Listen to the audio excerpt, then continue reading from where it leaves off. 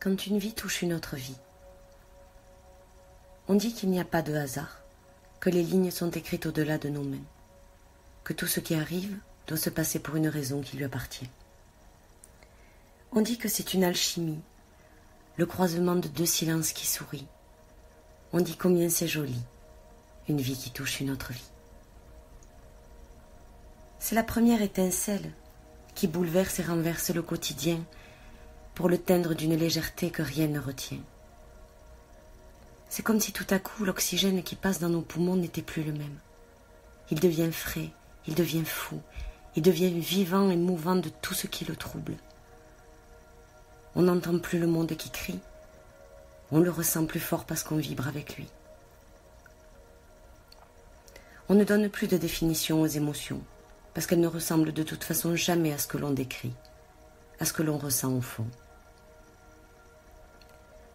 Quand la vie se pose sur le souffle court de notre parcours, le cœur trouve une prise dont l'esprit ne sait plus se dessaisir.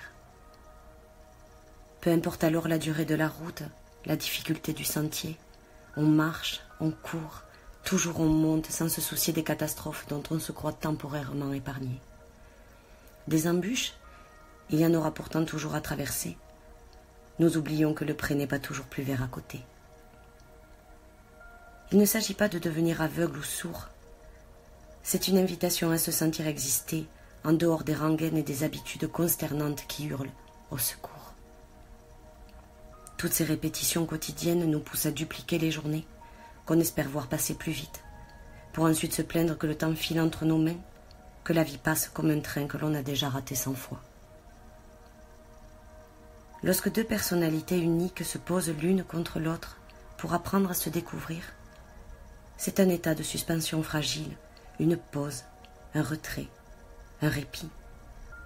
C'est le comble d'un manque puissant autour duquel tout devient magique.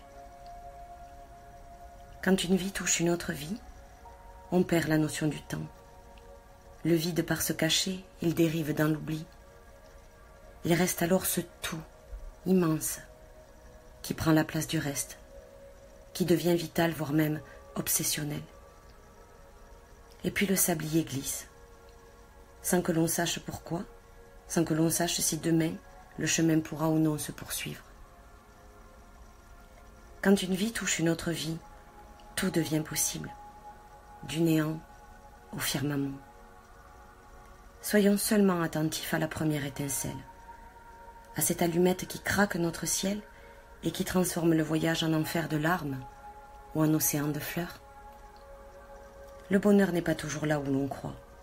Alors prudence, patience et un brin de tempérance.